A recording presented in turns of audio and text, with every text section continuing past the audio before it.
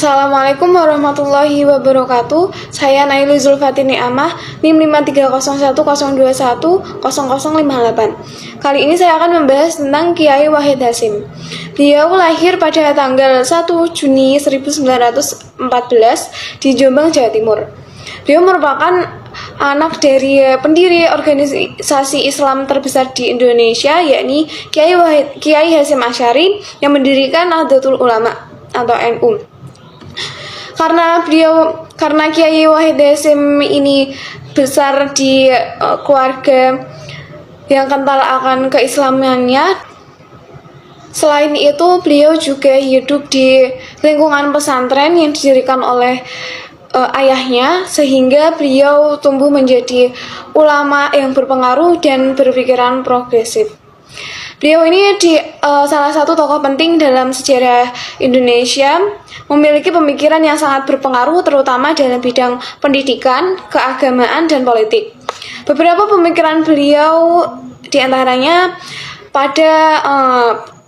pandangan beliau tentang pendidikan Islam modern.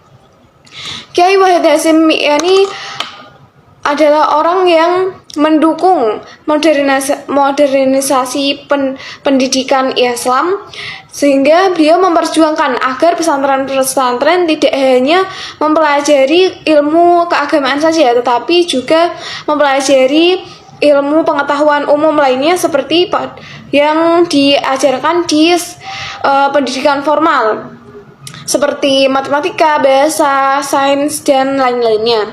Pemikiran tentang pendidikan Islam Kiai Wahid Hasyim menekankan pentingnya pendidikan Islam modern dan inklusif. Beliau menginisiasi pembaharuan kurikulum di pesantren dengan memasukkan mata pelajaran umum seperti sejarah, geografi, ilmu pengetahuan, dan lain-lainnya. Tujuannya agar santri ini tidak hanya menguasai ilmu agama saja, tetapi juga ilmu pengetahuan umum yang dibutuhkan untuk berkontribusi dalam pembangunan bangsa dan juga berkontribusi dalam dunia sosial masyarakat. Selain dalam bidang pendidikan, beliau juga berpengaruh pada dunia nasionalisme, yaitu beliau berpikiran bahwa hubungan agama dan negara itu berkesambungan, tidak bertentangan. Nah, Kiai Wahid Hasyim berpendapat bahwa Islam dapat berjalan seiring dengan sistem negara modern yang demokratis. Ia memperjuangkan agar Indonesia menjadi negara yang menghargai keberagamaan dan pluralisme, serta menolak konsep negara teoritis. Kiai Wahid Hasyim menganut paradigma yang menetapkan bahwa agama dan negara tidak ada hubungan secara struktural, tapi agama menjadi sumber nilai dalam kehidupan bangsa dan bernegara, sehingga negara dan agama itu dapat berjalan beriringan.